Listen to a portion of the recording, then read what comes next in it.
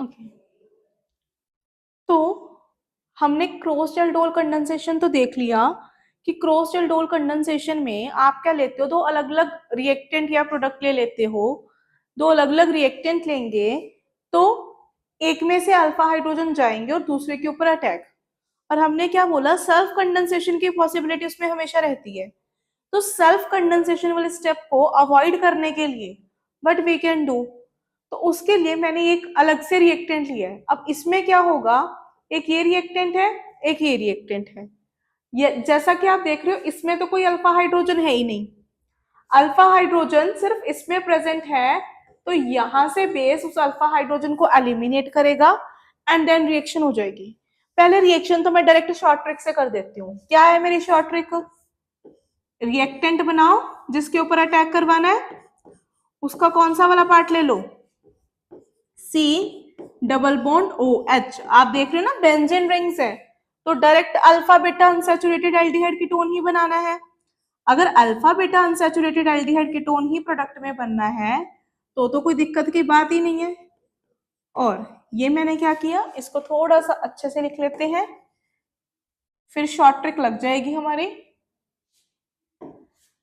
कैसे, सी सी H2 double bond O H, यहां से H2 यहां से O, ऐसे ही जाएगा। पहले एल्डोल बनेगा। अगर मैं एल्डोल की बात करूं वो भी मैं बना के दिखा देती हूँ। एल्डोल अगर मेरे को बनाना होगा कुछ इस तरीके का बनेगा। लाइक अगर यहां से प्रोटॉन रिमूव हुए तो आया negative charge, it will attack here, और आपके पास ये एल्डोल बन के आ जाएगा, COH H CH2 C double bond O PH। ठीक है, बट अगर डायरेक्ट शॉर्ट ट्रिक से बनाना है, आगे फर्दर आपको OH और H को भी रिमूव करवाना है, डिहाइड्रेशन करवानी है, तो you can apply direct short trick. तो डायरेक्ट शॉर्ट ट्रिक से बनाना है तो यहां से O, यहां से H2 रिमूव किया, और आप लोगों के पास ये वाला product NO2 group is here, C double bond C H H C double bond O PH, ये बन के आ गया। ठीक है, तो दिस इज द प्रोडक्ट। हाँ, अब क्वेश्चन ये है, मैंने बोला इस रिएक्टेंट की हेल्प से, इस रिएक्टेंट की हेल्प से आपने क्या किया, सेल्फ कंडेंसेशन वाले स्टेप को कम कर दिया। मतलब प्रोडक्ट बन सकता है but this will be your major product, दूसरा वाला प्रोडक्ट नहीं बनेगा। ऐसा क्या हुआ, अब आपको पता है यहाँ पे अल्फा हाइड्रोजन्स थे, है ना, तो रिमूव हो गए। फर्दर ये इस पे भी अटैक कर सकता था, इस मॉलिक्यूल पे भी, या ये अपने जैसे किसी मॉलिक्यूल पे भी अटैक कर सकता था। इट मींस सेल्फ भी हो सकती थी और ये जो मैंने करवाई है क्रॉस भी हो सकती है। दोनों पॉसिबिलिटीज हैं आप लोगों के पास।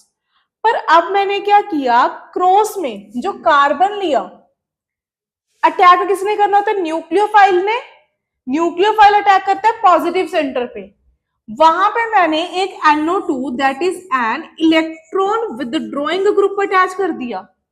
अगर मैं एक इलेक्ट्रॉन विदड्रॉइंग ग्रुप अटैच कर रही हूं तो इलेक्ट्रॉन विदड्रॉइंग ग्रुप अटैच करने की वजह से व्हाट विल हैपन, जो इस कार्बन से इलेक्ट्रॉन को विदड्रॉ करेगा, अगर ये इस कार्बन से इलेक्ट्रॉन्स को विदड्रॉ कर लेगा तो क्या होगा, कार्बन से इलेक्ट्रॉन्स के विदड्रॉ होने की वजह से कार्बन पे पॉजिटिव चार्ज ज्यादा डेवलप होगा। As a result negative charge that is nucleophile यहाँ पे इजीली अटैक कर पाएगा और रिएक्शन हो जाएगी फास्ट, और उसका अपने ऊपर दैट इज सेल्फ कंडेंसेशन के चांसेस हो जाएंगे कम। सेकेंडली, अगर आप देख रहे हो मैंने यहाँ पे एल्डिहाइड लिया और यहाँ पे कीटोन, अगर ये सेल्फ कंडेंसेशन करते हैं इसको अपने आप दैट इज कीटोन पे रिएक्ट करना पड़ेगा। Ketones are less reactive than aldehydes, पता ही है आपको रीजन, एक तो इंडक्टिव इफेक्ट, यहाँ पे मिथाइल ग्रुप की प्रेजेंस की वजह से कीटोन का जो सेंटर होता है कार्बन सेंटर इतना इलेक्ट्रोपॉजिटिव फील नहीं कर पाता है ना। Second reason is steric hindrance. तो दैट्स द रीजन कि अगर मैं जो अल्फा हाइड्रोजन है उस स्पीशीज के साथ ऐसी स्पीशीज ले लूं जिसमें कोई भी अल्फा हाइड्रोजन नहीं है और मोर ओवर को इलेक्ट्रॉन विदड्रॉइंग ग्रुप लगा के उसके ऊपर पॉजिटिव चार्ज इंक्रीज कर दूं सो दैट न्यूक्लियोफाइल का अटैक इजी हो जाए, उस केस में आपके पास जो सेल्फ कंडेंसेशन के चांसेस डिक्रीज हो जाते हैं and you will only get aldol condensation as your major product. So this is all about aldol condensation. क्या क्या पढ़ा हमने?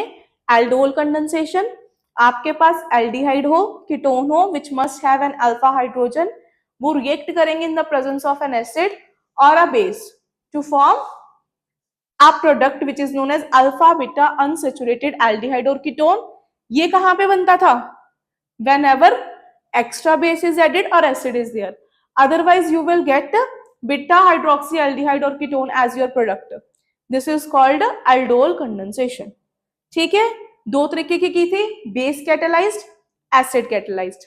बेस कैटेलाइज्ड में आपको क्या करना होता था?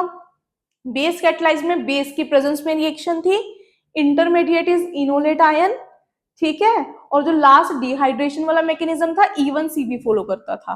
एसिड कैटेलाइज्ड में इंटरमीडिएट इज इनोल और जो डिहाइड्रेशन वाला स्टेप था वो E1 फॉलो करता था. तो this is the process. Okay, so thank you for watching this video. I hope आपको ये लेक्चर समझ में आया होगा. Thank you and have a nice day.